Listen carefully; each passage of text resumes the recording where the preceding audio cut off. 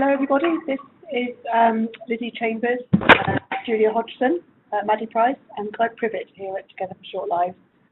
Welcome to our information call for the second round of our Improving Transitions for Young People Fund. Okay, so just to give you a quick outline of how we're going to run the call, I'm going to just start with a little bit of introduction and context setting, and then I'll hand over to Julia and Maddie to talk through some of the detail of the application process. We'll be having time at the end for you to ask questions and answers in the chat facility, which you'll find in the bottom right corner of your screen, hopefully.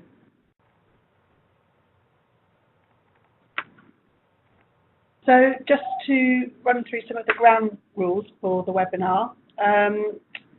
While we are presenting at the beginning, we'll put you on mute to try and eliminate some of the background noise. So try and be careful not to unmute yourselves by mistake. Do also, as we go along, write in any questions or comments via the chat facility. And you can share those with everyone rather than in private chats if you wish. We'll try to address as many of these as we can at the end of the webinar. Just also to let you know that we'll be making a recording of the webinar that will be shared through our website. And we'll also be capturing the Q&As in our frequently asked questions document, which will be posted on our website as well. So I think we'll get started. So some of this may be familiar to you if you've read the guidance notes that we've put out, but just to reiterate again, the aim of the grants programme is to distribute a small number of awards for innovative projects that have the potential to transform the experience of young people with life-limiting conditions as they prepare for and move on to adult services. We're just checking out because we're not sure if people can hear, so we may I may pause for 5 seconds. If anybody can hear, can you just write in the chat box so that we know if anybody can hear?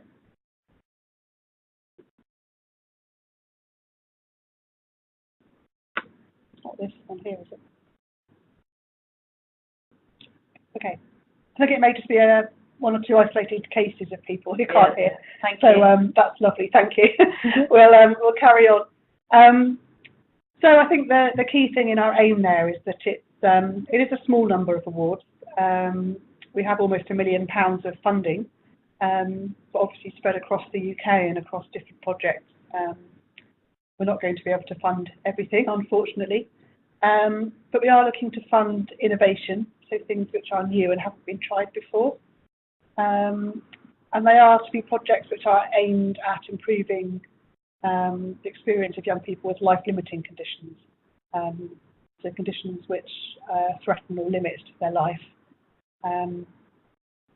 And following round one of the transition programme, we went away and did a little bit of thinking about how we might kind of refocus and be clearer about what we're really looking for in the programme. We identified 3 key areas where we really would like to encourage applications. The first was around the third phase of the transition journey, so the phase that's about looking at the young person's kind of landing in adult services, so projects that are to do with supporting professionals working in the adult palliative care sector, empowering professionals who work in that sector, and supporting them just to develop a new provision. The second area was around those young people who have cognitive impairments. So in addition to their life-limiting condition, they have severe learning disability. They seem to be a group that's often missed out in transition developments. So yeah, we'd encourage you to have a think about that particular group. And the third area is around engaging with primary care, particularly GPs. We have certainly found in the research that we've done that in general young people don't tend to see their GP very much.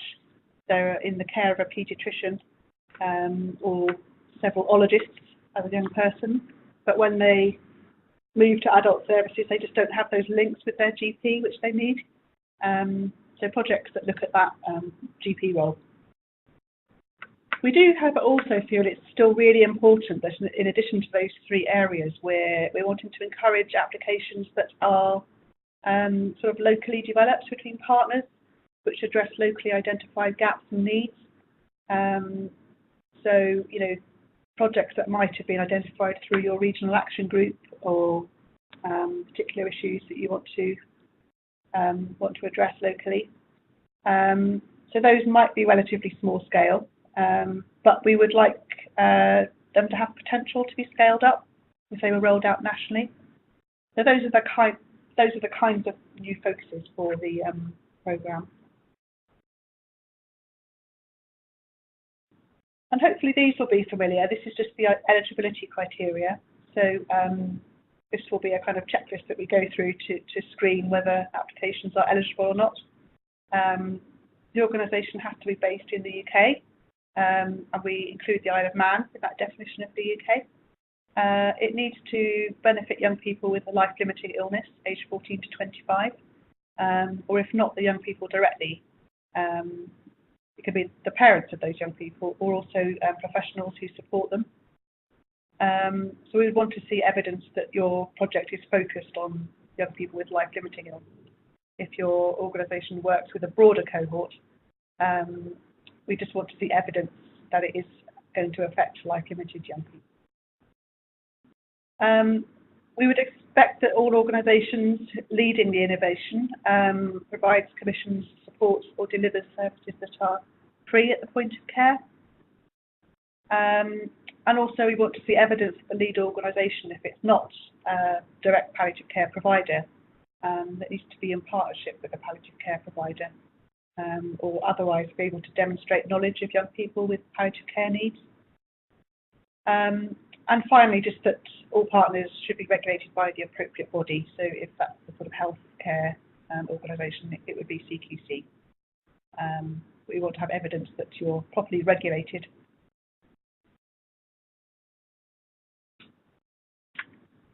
Okay, so I think this is the end of my section of the presentation. I'm going to hand over to my colleague Julia, who will run through some of the details of the application process. Hello, my name is Julia Hodgson and I'm the project manager for the Improving Transitions for Young People Fund. So I'm a point of contact and my email address is at the final slide of this presentation. Some of you may have spoken to me already. I'm just going to spend the next 5 minutes really just talking you through the form. Again, if there's any questions, put them in to everyone on the chat and we'll address them at the end. But the section A of the form is details for the lead organisation and partners. And you'll see on the right-hand side of the boxes, I've just added a few notes, just to be clear that the address is the registered address of the organisation, not a personal private home address or anything. The final question in that box is, have you received funding or applied for funding from Together for Short Lives previously? We'd be really keen to hear if you did put in a bid last year for round 1 of the programme, so do include details, or if one of the partners you're working with this time round had been involved in a bid last year. We'd really welcome reapplications and to see ideas coming that have developed throughout the year. But if you've in the past applied for 30 million or the National Fundraising Scheme, you don't need to include details about that. It's really just if you've applied in round 1 of the programme. Moving on to section C, about your organisation, it asks you to describe the aim, strategic objectives.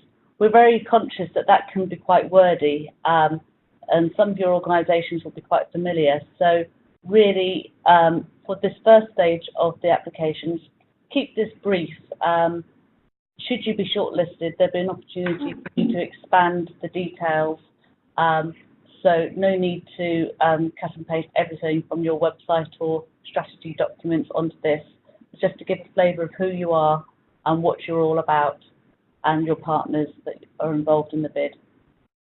and then how the project that you're proposing fits within your lead organisational objectives.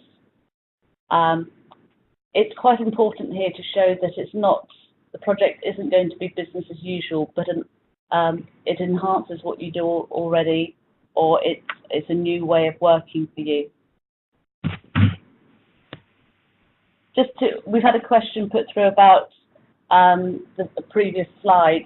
These slides will be available after the presentation, so don't worry if you've missed things. We will circulate these alongside the frequently asked questions. This slide's slightly wordy, but it's quite key. This is the bit that will really be scrutinised on submission of your project. So what is it that you aim to achieve by delivering the project? And what are the main project activities? We've said half a page, about 500 words. We didn't want to put a word count on it because that can cramp your style perhaps, but we really don't want pages and pages. We just want to get a real flavour of what it is you plan to deliver as part of this project. The third section is an opportunity for you to demonstrate how you feel it's innovative in terms of your current work and generally in the field of transition for this cohort of young people. So again, approximately 500 words. How would the additional fund allow you to test a new way of working? And how is the project different to your current practice and transition? The fourth section, we really don't want to fund projects or receive projects that feel like they've been written in isolation from the context that they'll be delivered in.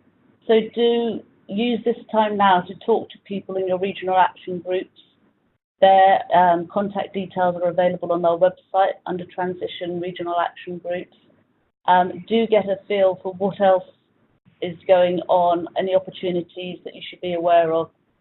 Do talk to your clinical commission group about how your project might fit in with their work, if appropriate, because it's really key to demonstrate that you've got support from those people you'll be working alongside.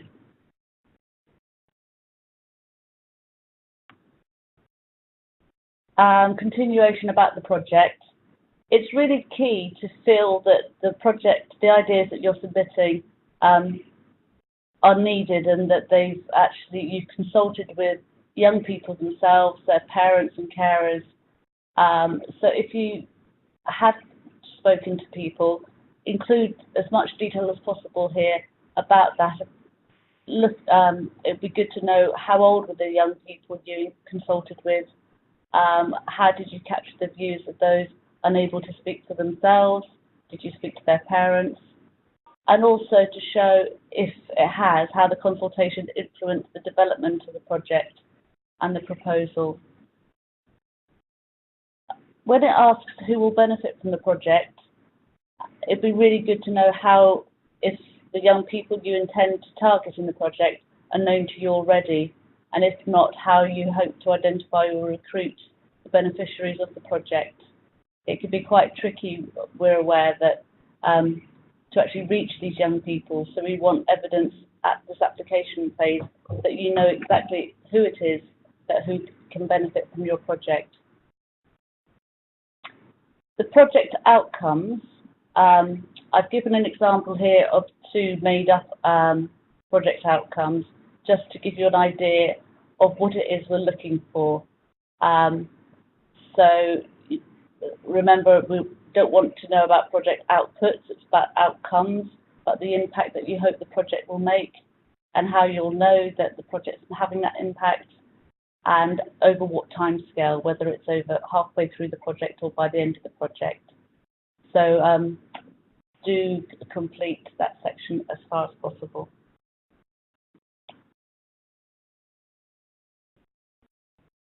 It asks you to identify 3 key risks. You may want to include this as a risk management table, so to highlight the risk, the likelihood of that risk happening, the impact should that risk happen, and what you'll do to mitigate it happening. So again, an example to a risk is about recruitment of participants to the project, and we'd like to get a sense that you've really thought through what could go wrong and what the risks are and what you could do to mitigate against that happening. The 11th point here asks about sustaining the work beyond the period of grant funding. So this is where you can explain what your longer term aspirations are for the work. So you're piloting a small piece of work. What would you like to happen after the pilot period, after the 30 months? How are you going to capture what you learn? How are these going to be communicated to key partners? And how you plan to influence key funders throughout the project if the project work depends on funding in the future, whether that be additional funding opportunities or commissioning. Any thoughts you have there do include.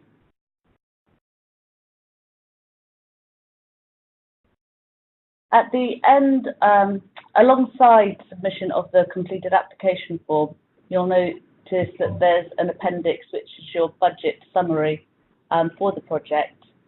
And we appreciate that this is quite tricky to anticipate at the beginning of a project, but here we'd like to really get a sense of not only the total amount, but how the funding is broken down between the headings that are given here. So what percentage of your fund you're seeking would go towards staff costs, direct costs, so equipment, materials or travel, evaluation costs, or overhead and core costs.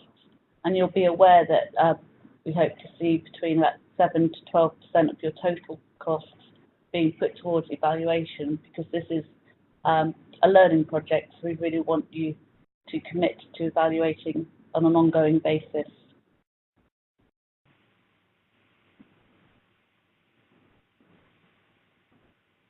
You'll see that these timescales are also in the guidance that are online, but applications are due at 12 noon on the 1st of June. As soon as we receive them, we'll do our due diligence checks, and that's why it's important that you've included details about charitable status and things, so we can check those. And then there'll be a shortlisting exercise carried out throughout June, with a decision made at the end of June. We hope to let everyone know the outcome of that shortlisting process by the first week in July, if not late June. For those who have successfully got through the shortlisting process, this time round we've got a period of time throughout July and August to work with the successful applicants to feedback on areas where maybe perhaps the applications are slightly weaker or not quite clear enough, and to work with you to make sure that it's as strong as possible application on final submission, which is due on the 3rd of September. Successful applications at that point will be invited to interview on the 27th, 28th of September, and then the decision of the panel will go to a sub-board of our trustees, and we hope to inform successful candidates and non-successful candidates of the outcome of those decisions in the second week of October. There's a question that's come in on core costs and overhead, so that we made a note of that, but we'll just finish the next slide, which I think this is the last slide. Yes, just my contact details. Should outside of this meeting you have any questions or anything specific to your project that you want to discuss, do email me or give me a ring. Thanks, Julia. So it's now kind of over to you time, really. With any questions or comments, do put them into the chat facility, and we'll try and answer as many as we can. Just the first question that's come through from Northern Ireland Hospice is just about if we could expand on core costs and overheads. I guess that means what the difference is between the two. I don't know if Maddie, you'd be able to, as you're in the finance team. Yeah, hello. So I'm Maggie Price, I'm Finance Manager at Central Line. Yeah, so core cost overheads, it's kind of just a different phrase for the same thing really, but in that we just mean any allocation of kind of office costs or your support functions like finance and HR and chief executive costs. So just the kind of allocation of that you would give to the project for full cost recovery. Hopefully that kind of answers your question, but please feel free to write back if that doesn't quite answer your question. Yes, we'll write up a sort of written response to these questions to include on our FAQ document. So do keep an eye out for that as well. Thank you. Are there any other questions from people? Maybe we've blinded you with too much information.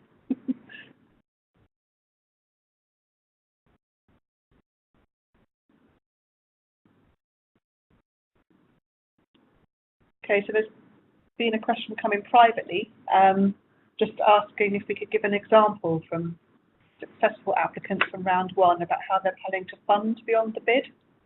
I think, to be, if I'm honest, round one projects have only just got started. They've only been sort of going for a month or two.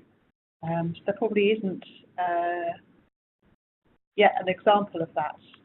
But they do, I know that one of the projects has been talking to people at the CCG about the project, and I think that's probably the route that they will go in, trying to secure funding. Okay. There's another question coming here about whether we'll liaise with regional action groups in understanding the bids that have been put in.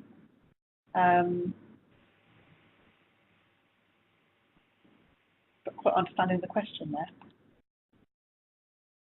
Perhaps we'll come back to that question when we've understood it a bit more. The one afterwards is asking about whether or not you can include the costs of a fundraiser in your overheads. Yes, we wouldn't really expect you to include fundraising costs within that. It's just any specific cost for the project, and then your general kind of like overhead allocation. But obviously, we won't want to support the cost of kind of like fundraising themselves, so we wouldn't expect those costs to be in there. Yeah. Thank you. There's another question coming about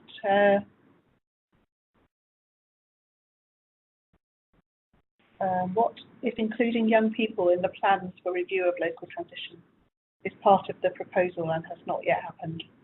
So I guess that's the sort of chicken and egg thing, isn't it? Where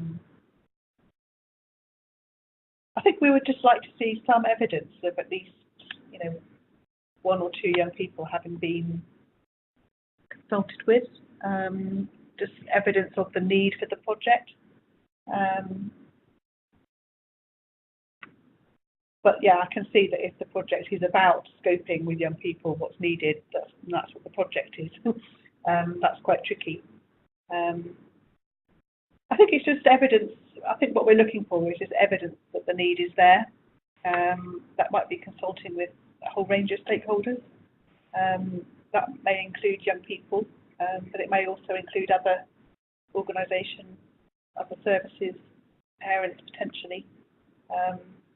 So it shouldn't be a barrier. I don't know if you've got anything to add there, Julia. But I'd just say I think that's when you need to really highlight the gap analysis that you've identified and how you identified the fact that you haven't been able to consult with young people, or you're yet to talk to young people, and that the views or the thoughts or aspirations of young people aren't captured, and part of the project's aim is to capture and build on those views. So focus on what's been done to identify the gap in information. yeah, there's a follow-up question about identifying groups of young people who would be able to be approached to access that information. So I guess that would mean a sort of central group of young people, like our Young Avengers, potentially. I think we should probably have a think about that, because it might be possible. I can't really commit on the call now, but there may be potential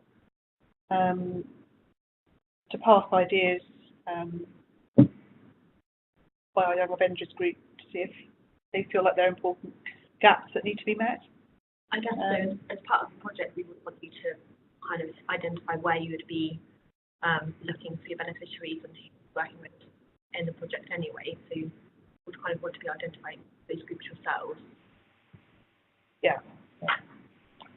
Just as elaboration on one of the questions around, we mentioned that we would like to see evidence that you consulted with partners locally about your ideas and your bid, and a question of whether we would be checking up on it. We won't have the capacity to check up on every claim that's made in every bid, but we do have good contact with those within RAGS, and I think it's, if you can demonstrate as far as possible within the bid how you've consulted, so to the extent of naming names or attended a meeting on such date when this was discussed. So rather than say, yes, we've talked to local partners, do elaborate on who those partners were and when and what the response was. Are there any other questions? We'll just pause for a bit just in case people are thinking of juicy questions for us. It may be that as a result of this information, you go away and think, and lots of questions crop up. Do email them to me, and we'll try and answer them as fully as possible and circulate them on the questions and answer sheet, either julia.hodgson or transition@togetherforshortlives.org.uk, and or my phone number. So don't feel under pressure that this is your only chance. You've got till the 31st of May or morning of the 1st of June. Another question's come through saying that our focus is on the third phase of the transition journey. Will you still consider projects at phase 1 or 2? I'll answer that one. Yes. So I think that focus on phase 3, it's not an exclusive focus. So I think we would still like to see bids that look at the other 2 as well. Obviously, some of those locally developed bids will be ones that do focus on the preparation for transition, and the bit that involves children's services, getting young people to the point where they can move on. It's only that we are aware of a particular gap. The real gap is that young adult services just aren't prepared for them. So the answer is, yeah, I do submit bids for the other 2 phases of the pathway, but maybe just have a think about how you'll dovetail in and link in with the landing point for these young people. So you're preparing them to move on, but they need somewhere to move on to. So just think about having those links thought about. There was a question earlier on just about whether it's better to focus on one single project rather than multiple projects within the bid. I mean, there is no definitive answer to that, I don't think, but bear in mind that we're looking to fund relatively small-scale projects.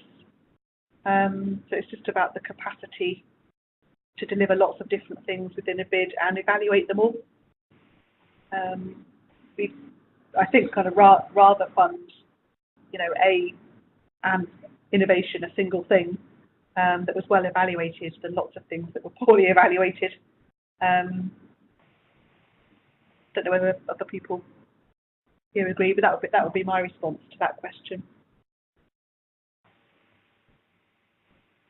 Yes, I would just add that without knowing how the multiple bids fit together, it's difficult to, if it's a sequence of activity, then you might want to put it in as 3 separate projects within one bid sort of thing, but do make it clear if any are standalone or reliant on the full funding to get anything happening.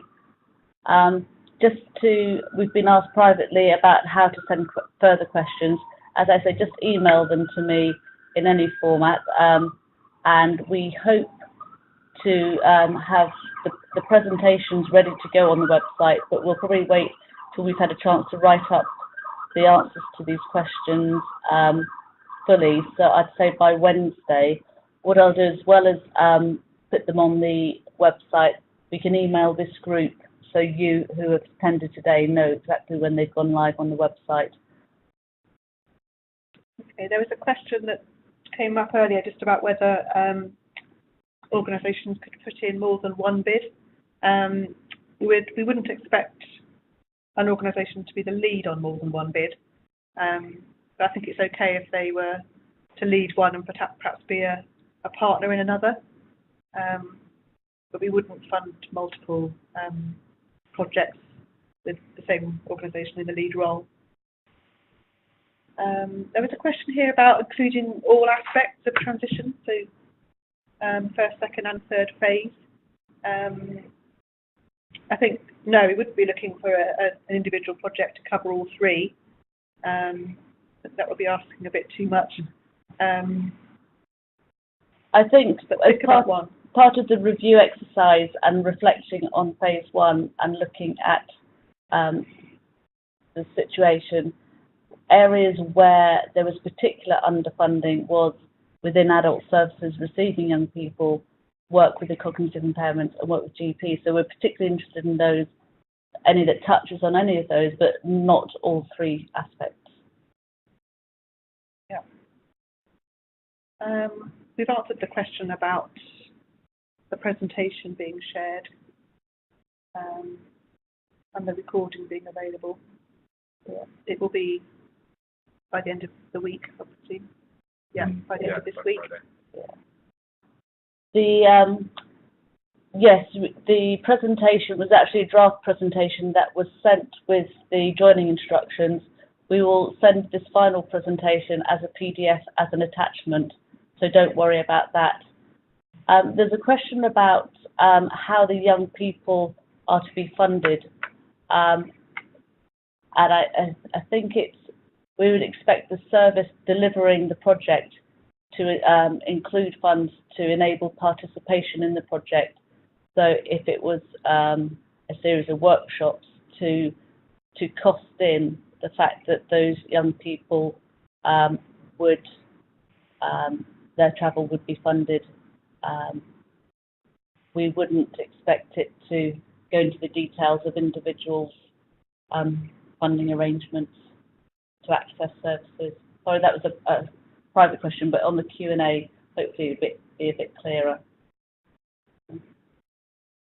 Yeah, I think we're looking at trying to fund developments which are sustainable, and that may well be through young people using their personal health budgets or integrated personal commissioning. There might be a whole range of different models. I guess in the pilot itself that we're funding through this programme, we would just be asking that it's sort of free at the point of delivery for young people, but longer term sustainability plans might well involve those kind of funding models. But we'll have a bit more of a think about that question and provide a bit more detail in the written FAQ. Okay, any other questions? We'll just pause again for a couple of minutes and see if another flurry comes through. Oh yes. There's a question to everyone about the level of detail and planning. I think on the June submission, we really want to get a good flavour of what it is you're proposing to deliver. We need information to do our due diligence checks and to make sure that you are who you say you are and have consulted. But it's the detail in the budget or the organisational zones and objectives. You may not need to, there will be, for successful projects, there will be some scope to refine those and change those between July and August, as you suggest. Yeah, I hope that the idea is that we want to be able to shortlist applications where we can just see the germ of a really amazing project idea in there. I think some of the other sort of supporting information can be added to. There was another question that came in about whether the costings can cover the hours worked by admin staff. Do you want to take that one, Maddie? Yeah, Yeah, if it's admin related to the project, then that's fine, and you should be including all costs related to that project. But obviously, you just need to be able to show through what you're writing about it, what their role is as part of that, and just make sure it is only project related costs. But we'd expect to see, all different roles included if they're working on a project. So the actual project managers thing, and admin, and kind of supervisory time as well. Yeah. So we'll just wait another minute or two in case any other questions come through.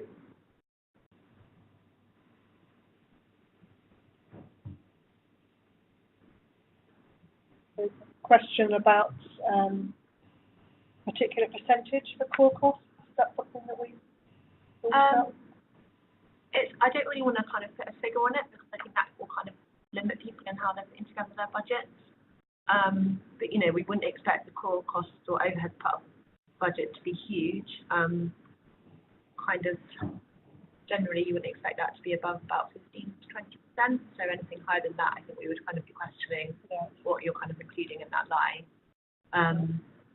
But yeah, I don't want to kind of give an upper limit as a percentage, because it also just depends on your own organisational costs and how you put together that budget. But that kind of range. Yeah. Yeah.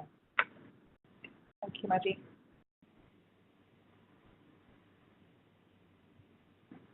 Any more for any more?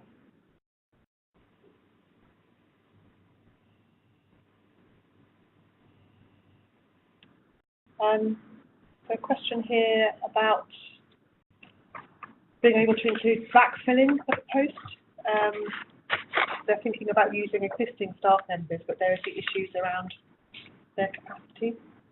I mean, how you actually kind of resource the project is completely up to you.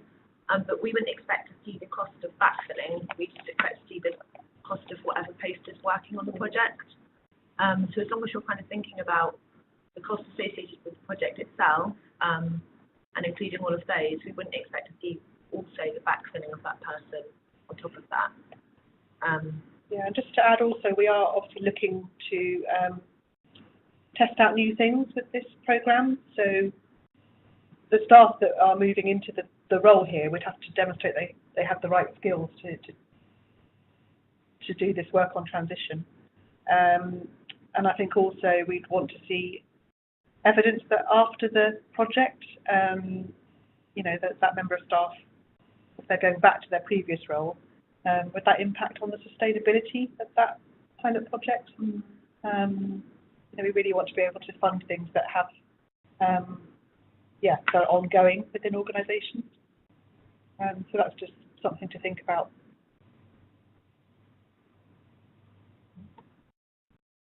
So there's a question here coming through about whether we can send examples of last year's successful bids.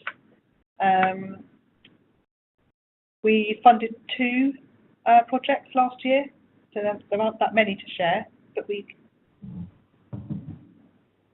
I'm not sure if they're at a point now where they can share. We could share details of what the projects are about. I'm not sure if we could send the actual application forms though. But we can have a look at that and see if we can put together some information to share. If there's any particular section of the application form you're interested in seeing in more detail, then do contact me directly. As Lizzie said, we wouldn't share other people's bids, but I'm not sure if you want to know about their ideas for the project or if it's the finance lines that you're interested in. So do let us know what particular aspect or ideas. Yeah, I think we could share the broad ideas of those 2 successful projects. That would be fine. We can include that on the FAQ document. Thanks, Jay. I think it's quite hard to follow whether we've missed any that have gone before.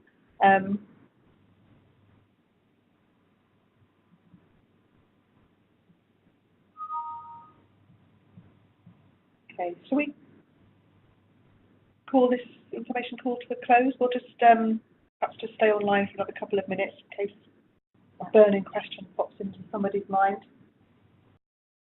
Okay, I think we'll call this meeting to a close. We're just getting some thank you messages through, which is lovely. It's been a bit of an experiment because we've had almost 70 people joining the call, so we were not sure quite how it was going to work, but hopefully we've answered some of your questions, and yeah, do email through any others that occur to you, and we'll do our best to answer them on our FAQ. But thank you very much, and goodbye for now.